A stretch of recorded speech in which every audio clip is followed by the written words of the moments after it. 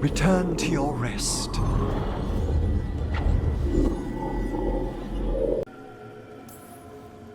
Not a flinch.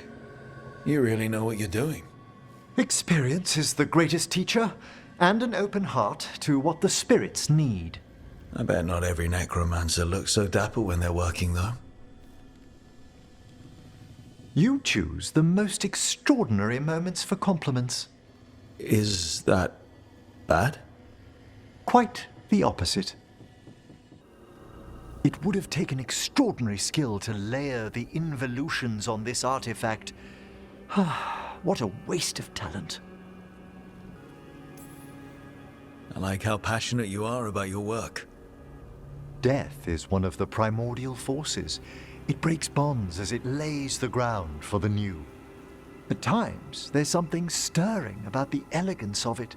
That's quite a way of putting things. I always choose my words carefully.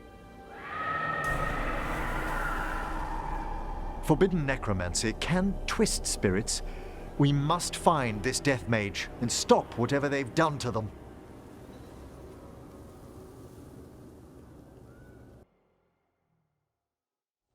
Oh, the Song of the Chambers won't have anything on what Johanna's... Perhaps the Waking Scrolls? No.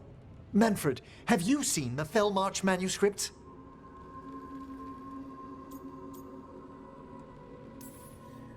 You and Manfred need an extra pair of eyes for whatever this is? I suppose it's time I explained this mess. Johanna Hezenkoss was a watcher. She was banished for embracing the darker paths of our art.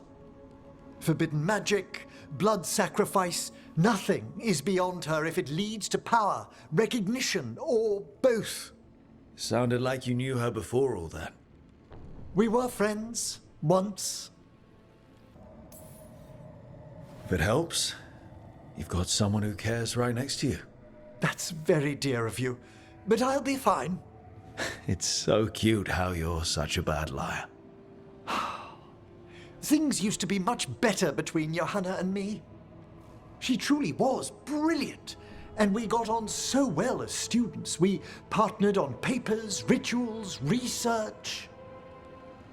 Yet even then, Johanna considered the Watcher's oaths quaint. This isn't the first time we've crossed paths since she was exiled, but now I fear she's turned herself partly undead.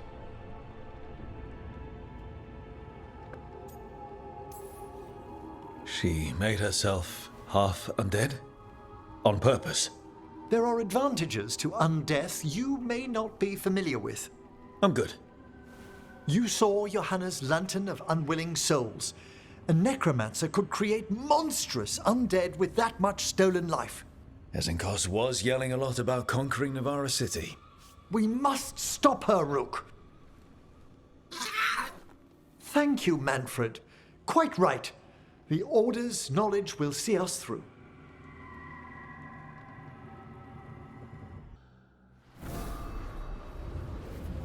Ah, hello there. Just admiring how carefully the Fade is woven into this place, as cultivated as a palace garden.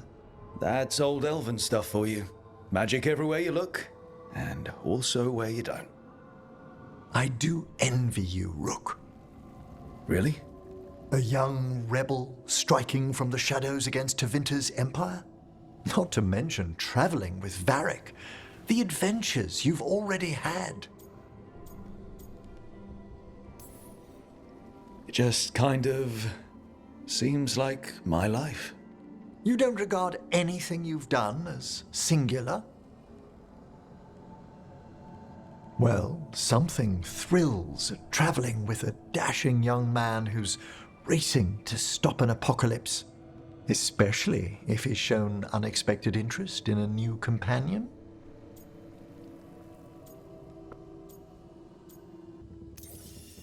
You have a very charming way of putting things.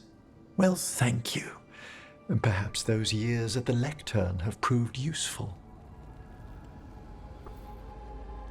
May I show you something of the greater Fade here? Go ahead. Close your eyes. Take a breath. Slow. Deep.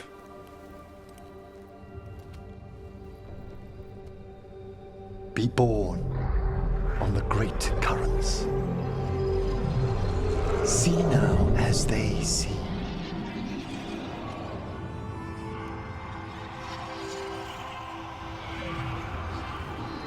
When I talk to the dead, their echoes abide with me. Thoughts and passions, hopes and desires.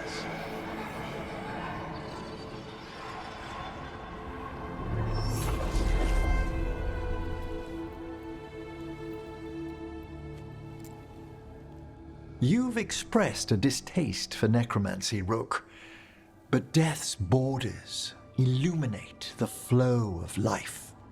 If your attentions go beyond charming flattery, that would interest me, indeed.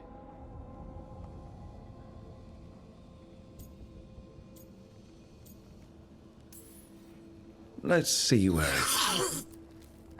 You finished the reagent. Excellent work, Manfred. I must tend to this, but I'd be delighted if we found each other later.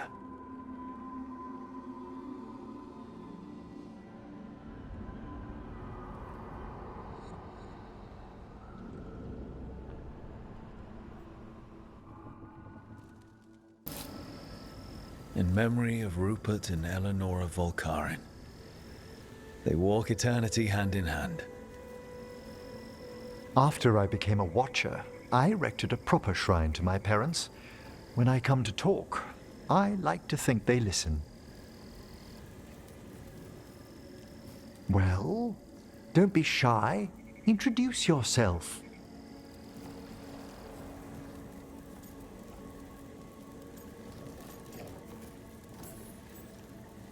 Rook, it's a pleasure. Do you remember your parents?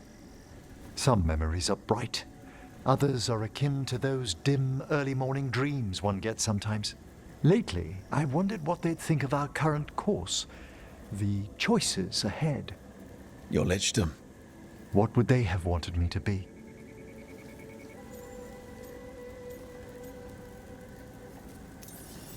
Happy with someone who cares for you.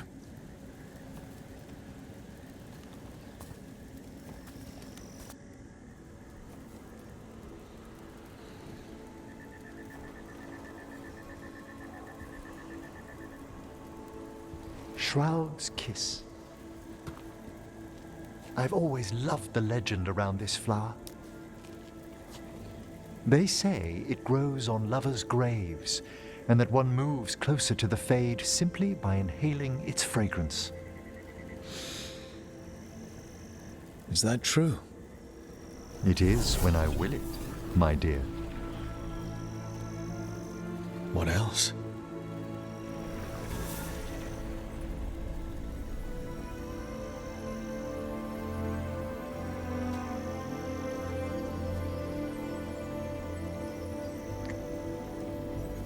What a day of unexpected splendor.